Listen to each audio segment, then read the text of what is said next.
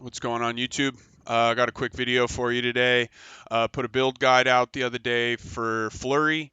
And I had intended for it to be just a mapping build just to farm up currency and items. Obviously 85 plus, so you still have a chance at all the uber uniques, but I designed this specifically just to zoom through maps. But obviously if somebody's interested in this build, they might want to push nightmare dungeons.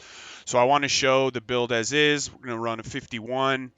Um, so you guys can see that it can run it if you want. You could push it even higher if you invested some more into survivability and maybe lost a little DPS. But again, I designed this build to just cruise through maps and make a bunch of money and not necessarily push the high tier dungeons. But here's a 51.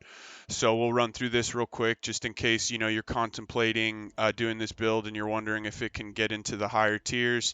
This version of the build as is starts having problems in the high 50s, and in the 60s it gets really difficult, and you can still do them damage wise, but you will take some deaths. So just be aware of that. But if you just want to push, some higher tier dungeons and run, low 50s, high 40s efficiently like this build, as you can see, that was even with no imbuements. The build does just fine in these dungeons. So again, if you have interested in this and you want to try to take it to a higher level, I would lose a little bit of DPS, probably try to get a little bit more armor. And it should just be just fine, and you'll as you can see, you can come in and still just shred and explode packs. So it's just, this build is so much fun. Obviously, if as is right now in the state of the game, if you're trying to go beat uber lilith, I don't know if this ability has the capability to do it inherently. Maybe next season when we get some new those new jewels and stuff, we maybe that'll help boost it up a little bit. But for now, if you're really interested in, not to say this one can't do it, I don't have a version of the build that can do uber lilith. If that's really your goal, you're probably better off going with the what is it, twirling blades, and I have a guide for that as well if that interests you a little bit more. But this build, again, I designed this one specifically to just farm up items and gear and just be fun. Again, like I said, this is designed in a way that you don't really have to use your basic skill. You can just essentially, 99% of the time use Flurry, and you always have, quite a bit of resource. We have great resource generation. As you can see, I mean, these monsters just get annihilated. So this build is insanely fun, and if you're looking for something that's just a great time, that'll get you through maps real quick, like this is definitely the one. So and just to kind of, while we're in it, like I typically like to start with cold and then try to spread some crowd control and slow things down, and then I like to use shadow to then try to explode the frozen packs, just because it's effective, but it's also super dope. And then poison is the one that I usually save for last, in case like here we have some armored enemies, or if you have an elite or a boss, that'll help you take the boss down a little bit quicker, because this isn't designed for, as is the current state. My version of the build is not designed to farm bosses or anything like that. It's designed to just explode packs and get you loot and money really quickly, and it's very effective at that. You can, if you're running overworld dungeons with a buddy, a good one, Mercy's Rush or whatever it's called, I mean, you can run it in about 90 seconds and you come out with $500,000 in cash, and after you sell your items, and then you typically come out with about 2 legendaries, so you get, it's really good for aspect farming and stuff like that. So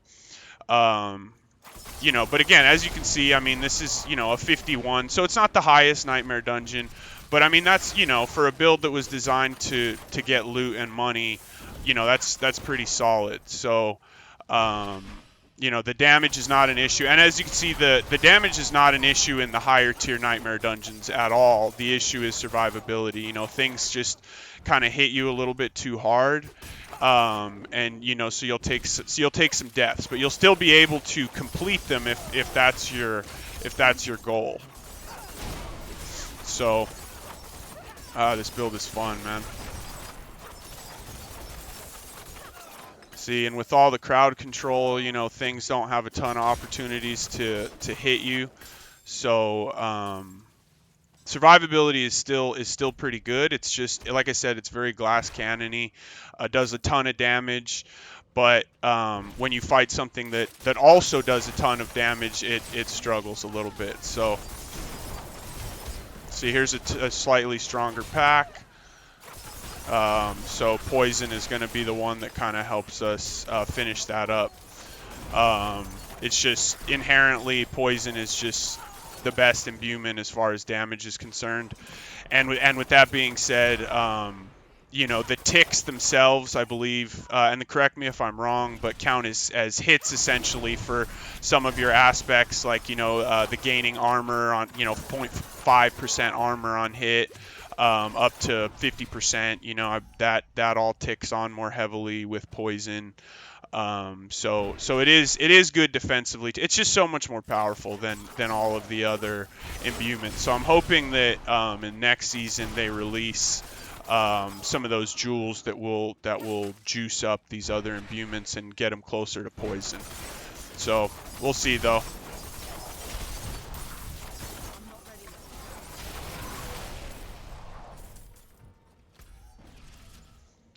All right, one more keeper. And I will preface, obviously, see, full freeze, gone. It feels good, I'm going to be honest with you.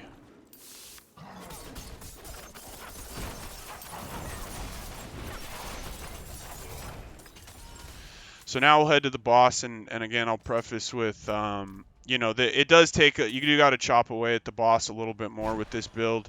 It really is designed to map. It's designed to explode packs of monsters and just, again, I keep reiterating it, I guess, just because I was, the comments of like, whatever it was, T4, run something higher, GTFO, or whatever it was, and I was kind of just like, well, I mean, that's not really what this build is designed for, but, so again, I just wanted to show you guys that, like, you do got to sit here and chop away at the boss a little bit. Ran out of energy there, so and that's where having a you can use on your ring instead of restore primary resource when you crowd control. You can use restore primary resource when you hit an elite enemy. It's much better for bossing, but again, I designed this for mapping, so this is more suitable for me. But yeah, so that's it, guys. I just wanted you to see that if you have any interest in this build, it can run dungeons. If you want to push it even higher, you'll just want to adjust some of your DPS and maybe get a little bit armor or maybe life, damage reduction, whatever. But yeah, that's it, guys. I hope you enjoy. I hope this is helpful. Go check out the guide if you have any interest. I personally think this is the most fun build.